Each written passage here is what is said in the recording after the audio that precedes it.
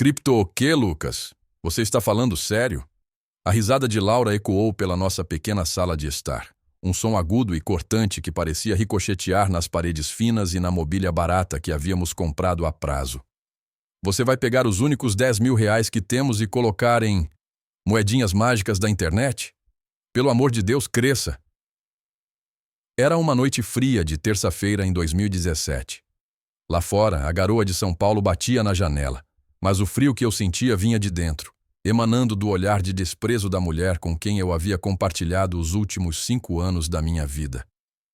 Eu estava de pé, segurando um notebook surrado, a tela brilhando com gráficos e números que, para mim, representavam o futuro.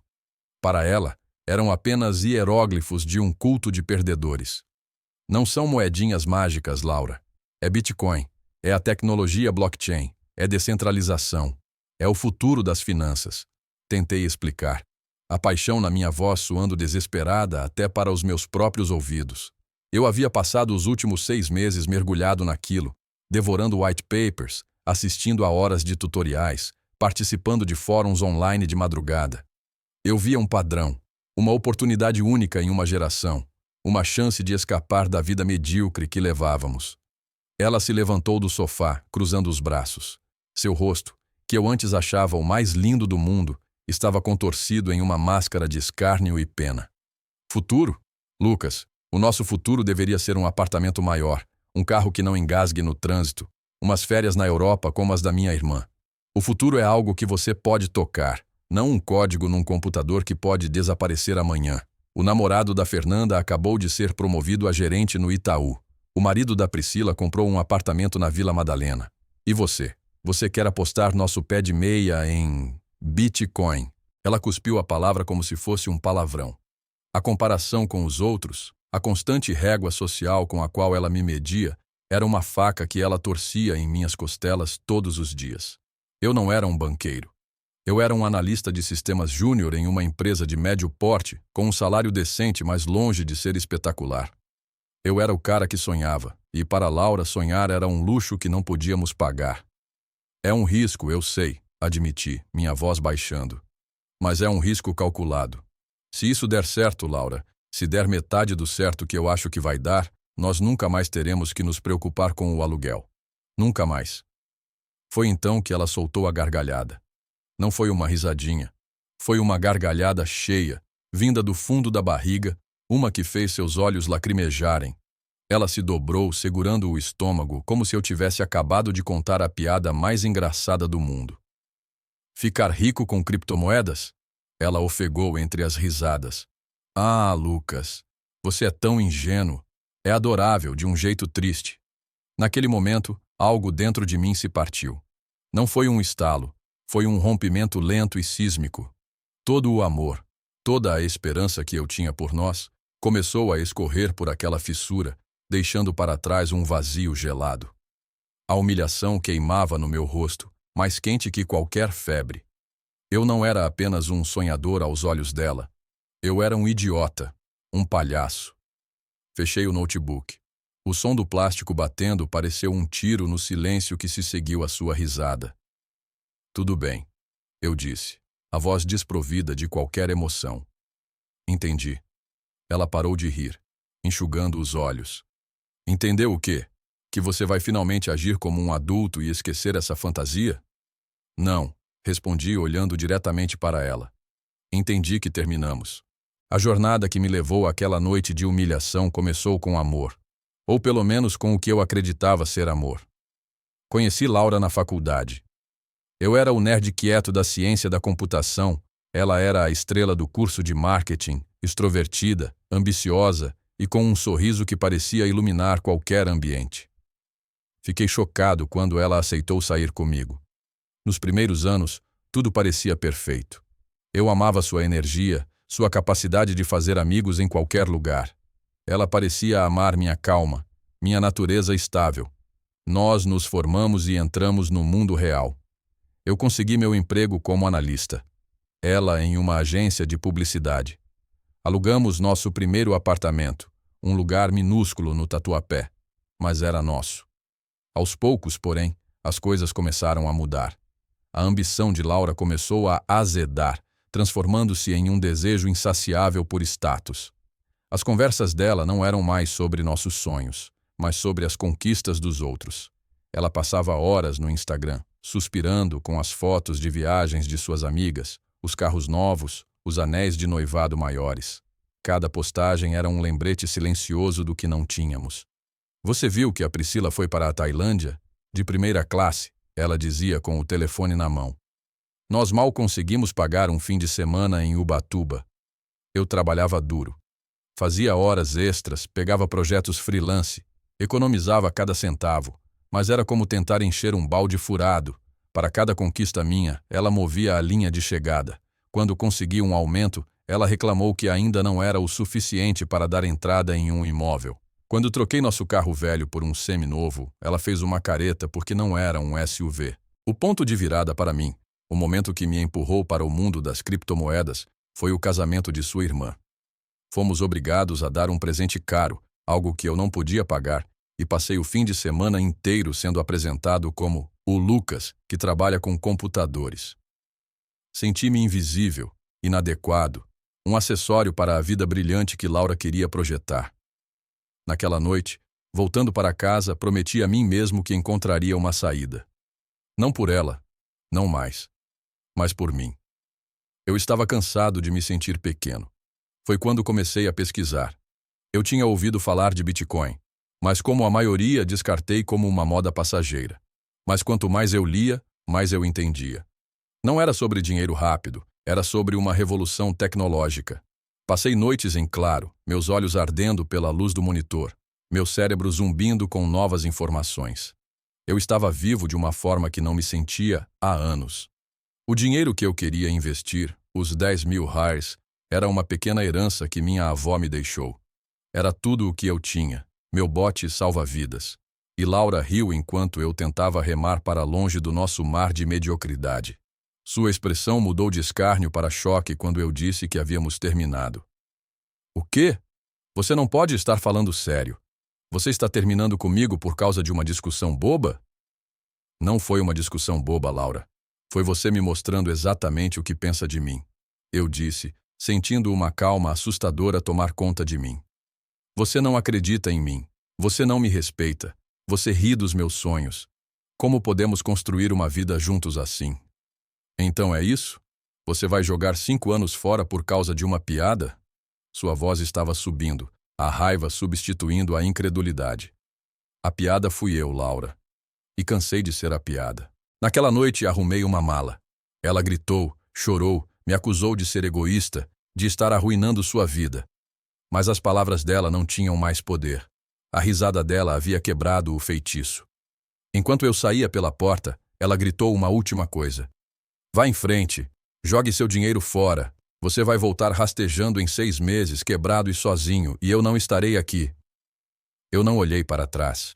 Os 6 meses seguintes foram os mais difíceis e solitários da minha vida.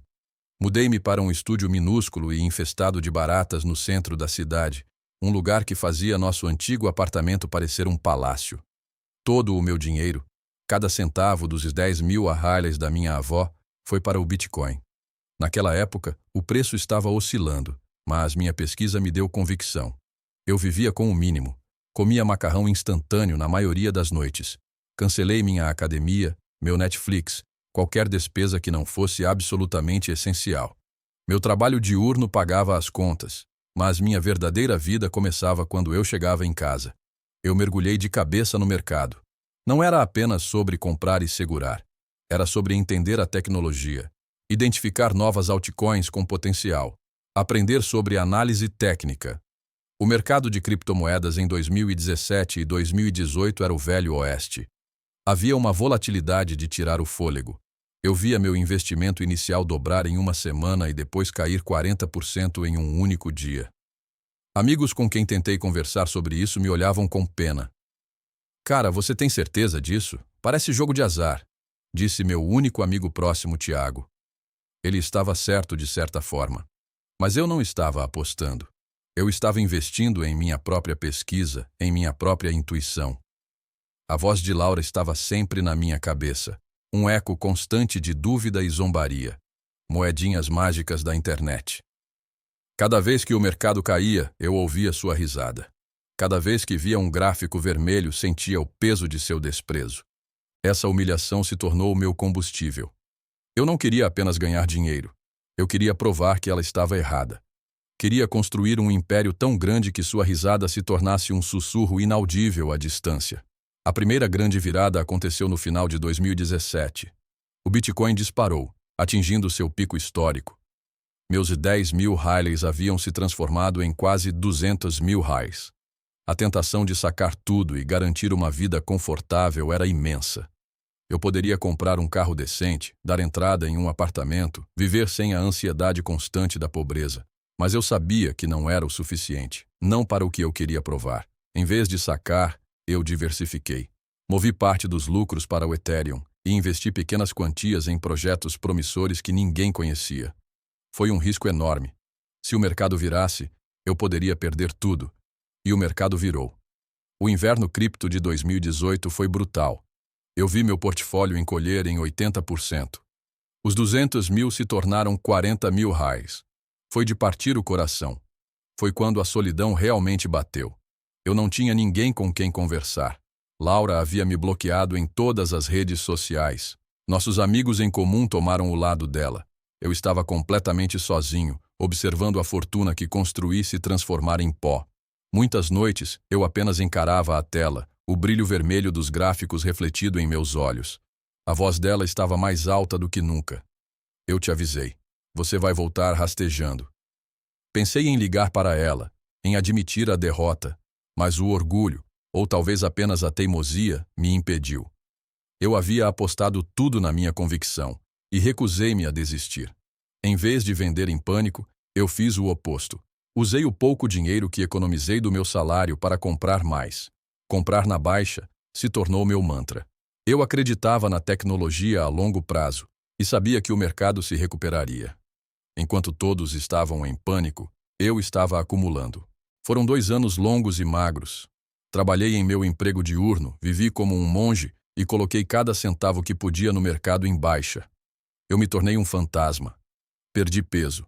Desenvolvi uma tosse nervosa. Mas também me tornei mais forte, mais disciplinado. O mercado me ensinou sobre paciência, sobre resiliência, sobre como separar a emoção da lógica. Eu estava sendo forjado no fogo da adversidade. Então, lentamente, as coisas começaram a mudar. No final de 2020, o mercado começou a dar sinais de vida. A recuperação foi lenta no início, depois explosiva. Os projetos de altcoin nos quais eu havia investido, aqueles que todos chamavam de lixo, de repente ganharam força. Minha aposta no Ethereum começou a dar frutos espetaculares com o surgimento das finanças descentralizadas, DeFi, e dos NFTs. Eu observava meus números subirem, não com a euforia de um jogador, mas com a satisfação fria de um estrategista cujo plano estava finalmente se concretizando. 40 mil reais se tornaram 100 mil reais, depois 500 mil reais. Então, 1 milhão de reais. Lembro-me de olhar para a tela, vendo 7 dígitos pela primeira vez. Eu não comemorei. Apenas respirei fundo e continuei trabalhando. A essa altura, não era mais sobre Laura. Era sobre mim. Eu havia desenvolvido uma paixão genuína pelo espaço, pela inovação, pela comunidade. Mas no fundo, a memória de sua risada ainda era uma brasa acesa. Eu sabia que a jornada não estaria completa até o confronto final.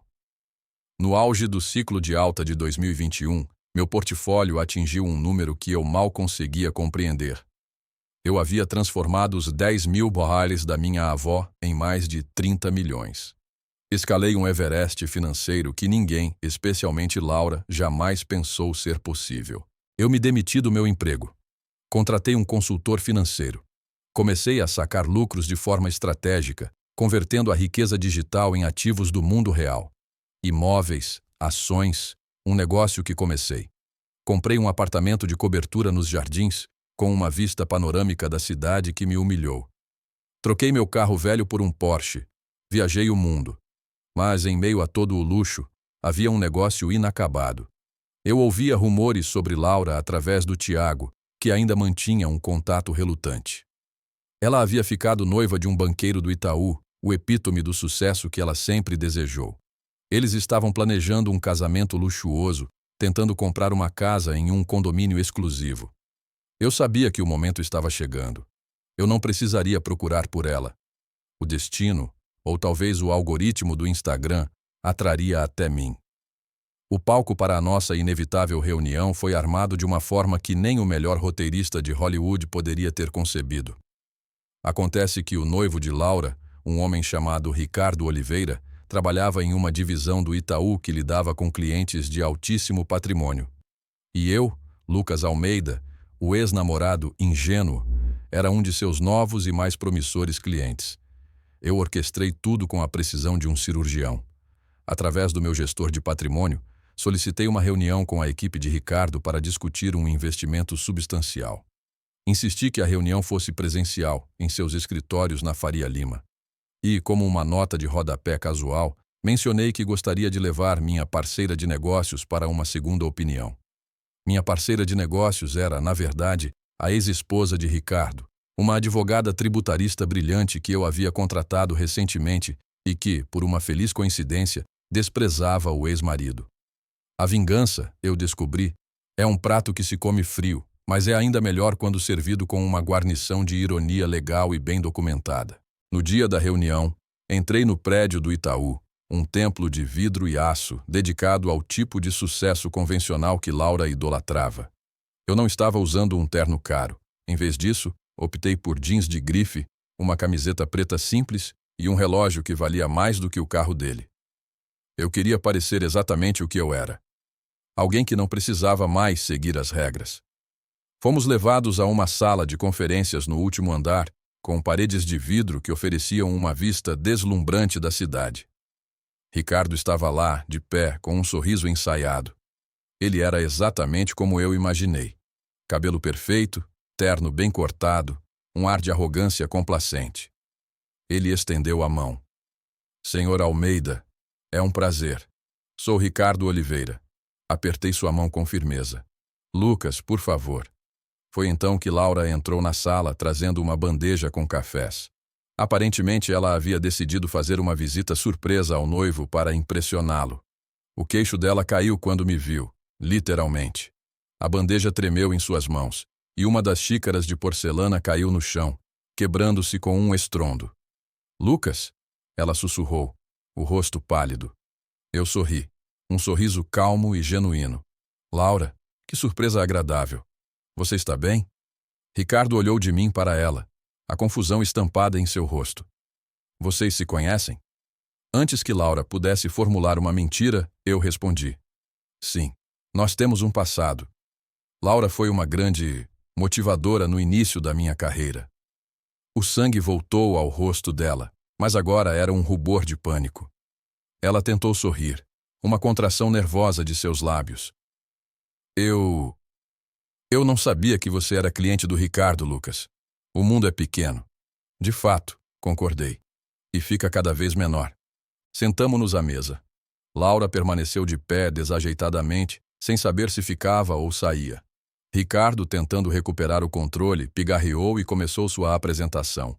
Ele falou sobre fundos de investimentos seguros, títulos do governo, estratégias de baixo risco para a preservação de capital.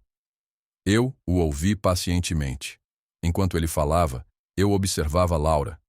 Ela não conseguia tirar os olhos de mim, seu olhar alternando entre meu relógio, minhas roupas e meu rosto. Eu podia ver as engrenagens girando em sua cabeça tentando computar a impossibilidade do que estava vendo. O perdedor que ela dispensou estava sentado na cadeira do cliente, prestes a ser cortejado pelo seu noivo bem-sucedido. Quando Ricardo terminou, ele sorriu com expectativa. Então, senhor Almeida, o que acha do nosso portfólio conservador? Inclinei-me para a frente. Ricardo, eu aprecio o esforço, mas não fiquei rico sendo conservador. Fiquei rico com criptomoedas. Se um alfinete caísse, o som teria sido ensurdecedor. O sorriso de Ricardo congelou. Laura soltou um pequeno som, algo entre um engasgo e um soluço. Cripto? Ricardo gaguejou. Mas isso é volátil. Não é para investidores sérios. É o futuro, Ricardo. Ou você se adapta ou fica para trás. Eu disse usando quase as mesmas palavras que usei com Laura anos atrás. Na verdade, estou pensando em alocar cerca de 30 milhões. Eu esperava que o Itaú pudesse me oferecer algo mais inovador. O número pairou no ar. 30 milhões. O rosto de Ricardo ficou cinza. Ele olhou para Laura, que parecia que ia desmaiar. A mulher que havia rido da ideia de eu investir 10 mil reais estava agora ouvindo seu noivo tentar sem sucesso me convencer a investir 3 mil vezes esse valor com ele. Foi então que minha parceira de negócios entrou em ação. Ricardo, querido, disse ela com uma doçura venenosa. Acho que o Lucas está tentando dizer é que sua abordagem é antiquada. Talvez você devesse ouvir mais e falar menos. A humilhação no rosto de Ricardo era palpável. Ele havia sido diminuído profissionalmente na frente de um cliente em potencial e pessoalmente na frente de sua ex-esposa. Levantei-me. Bem, acho que isso conclui nossa reunião. Claramente há um desalinhamento de estratégias. Laura, eu disse virando-me para ela. Foi bom te ver. Você parece exatamente a mesma. Com isso saímos da sala, deixando para trás o som de uma xícara de café quebrada e 2 futuros estilhaçados. Enquanto caminhávamos pelo corredor, meu celular vibrou. Era uma mensagem de um número desconhecido. Precisamos conversar, por favor. Era de Laura. Eu não respondi. O desfecho não foi um único evento, mas uma série de tremores secundários que demoliram a vida que Laura havia escolhido. Naquela noite, ela me ligou mais de 20 vezes. Deixou mensagens de voz que iam da raiva ao choro, da acusação à súplica. Apaguei todas sem ouvir. A história se espalhou como fogo no círculo social deles. Aparentemente, Ricardo não lidou bem com a humilhação. A reunião desastrosa e a subsequente perda de um cliente tão grande mancharam sua reputação no banco. Tiago me contou que o noivado deles foi cancelado uma semana depois. Aparentemente, a perspectiva de se casar com um homem que de repente parecia um fracasso não era atraente para Laura. Ironia poética. Cerca de um mês depois, ela apareceu no meu prédio. O porteiro me ligou, avisando que uma mulher chamada Laura estava no lobby, exigindo me ver. Eu disse a ele para não a deixar subir. Sentei-me no meu sofá olhando para a cidade através das minhas janelas do chão ao teto e senti uma onda, não de triunfo, mas de paz. A batalha havia acabado. Eu refleti sobre a jornada. A dor, a solidão, os anos de sacrifício. Teria valido a pena sem o doce sabor da vingança? Talvez. O dinheiro me deu liberdade, e isso era inestimável. Permitiu-me iniciar minha própria empresa de tecnologia, investir em outros sonhadores, cuidar da minha família e viajar para lugares que antes eu só via em documentários. Mas a verdade é que o confronto foi o encerramento que eu precisava. Não era sobre esfregar a riqueza na cara dela. Era sobre olhá-la nos olhos e deixá-la ver o homem em que me tornei. Não por causa dela, mas apesar dela. Era sobre recuperar o poder que ela tirou de mim com aquela risada. A última notícia que tive de Laura foi que ela se mudou de São Paulo, de volta para sua cidade natal no interior. Alguém disse que ela estava trabalhando na imobiliária do pai. A vida glamourosa que ela tanto almejava havia evaporado, deixando para trás a dura realidade de suas próprias escolhas. Eu, por outro lado, encontrei algo que o dinheiro não pode comprar. Encontrei o respeito próprio. Aprendi que o maior risco não é apostar em um sonho, mas viver uma vida sem nunca ter a coragem de tentar.